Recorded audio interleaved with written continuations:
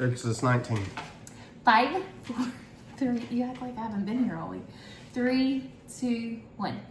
Hey friends, welcome back to Bible Fun with the Duns. I forgot our name. I haven't been here in a little. I mean, I've been here, but You haven't filmed in a while. yeah. Okay.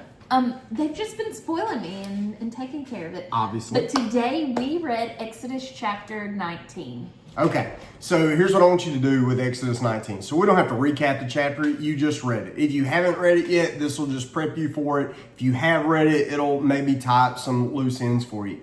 So a couple things I want to do with chapter 19 is, first of all, I want you to understand there's probably a difference between what this text actually says and how you remember it. Okay, so think about it like this. If I were to ask people, hey, what's the general flow of the book of Exodus? They would talk about Egypt, they would talk about plagues, they would talk about coming out of Egypt, they'll talk about the 10 Commandments, then they're going to talk about the golden calf, and then they're pretty much, if that's what they know, that they're done with the book of Exodus. But I want you to understand, when you're reading through the flow of this book, you got to remember, or you got to ask yourself, maybe for the first time, what's this book really about? Because 9 times out of 10, people are going to say, this is about the Exodus from Egypt. And yes, big part of it. But you're basically out of Exodus, out of Egypt by chapter 12. There's 42 chapters, I think, in this book, if I remember correctly. Yeah, something like 42 chapters. So here's what happens. You're out of Egypt in 12. You're in the wilderness for a while, and then you start building the tabernacle. What was God's goal of the Exodus? He said, let my people go that they may come out and that they may serve me. Now remember the promise that God made to Moses when he was in the wilderness. He said, Moses, when, not if, but when you lead the people out of Egypt, you will meet with me on this very mountain. So now in chapter 19, when we get to Mount Sinai and the 10 Commandments are coming in chapter 20, he's here. So the promise given back in chapter 3 is the promise that's fulfilled now in chapter number 19. But here's the key to this. What is the goal of the Exodus? It was not to get out of Egypt. Now look, that's big, but understand, if that were the goal, then the book would have ended at chapter 12.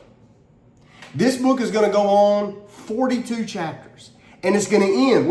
They're going to build the tabernacle. And you're going to go, why are we reading this? I don't know. I don't like this. Okay.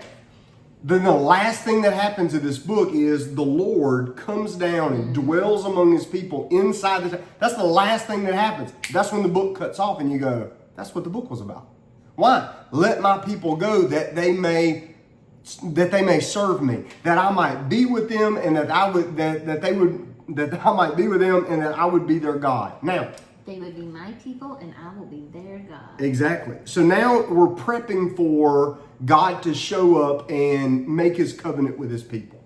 Understand this too. Most of us watched Charlton Heston do this back in the day. Where I know, I love that movie. I love it. And Memo. Yeah. So in the movie, they come out of Egypt. They're in the wilderness. Moses goes up the mountain, gets the 10 Commandments, and brings it down. And that's how they learn the 10 Commandments. That's not what this chapter says. This chapter says that God came to his people in chapter 19, and he said, consecrate yourself because we're about to have a family discussion.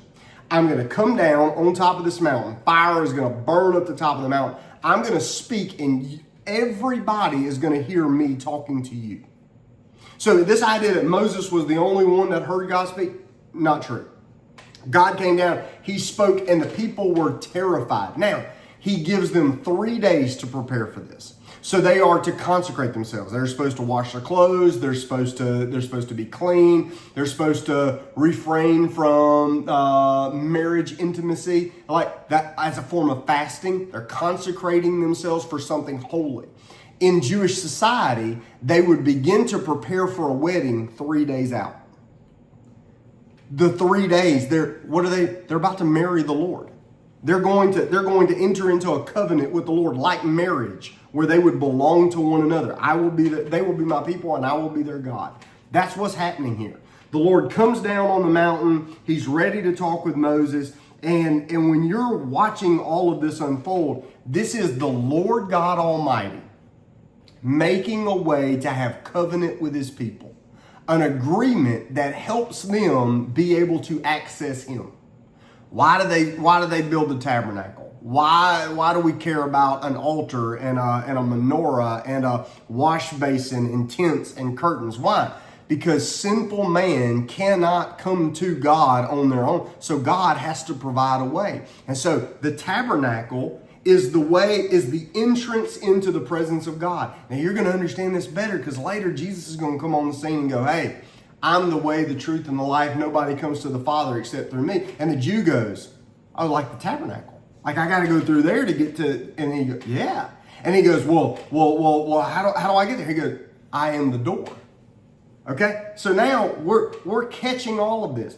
The Lord is setting up access for his people to know him.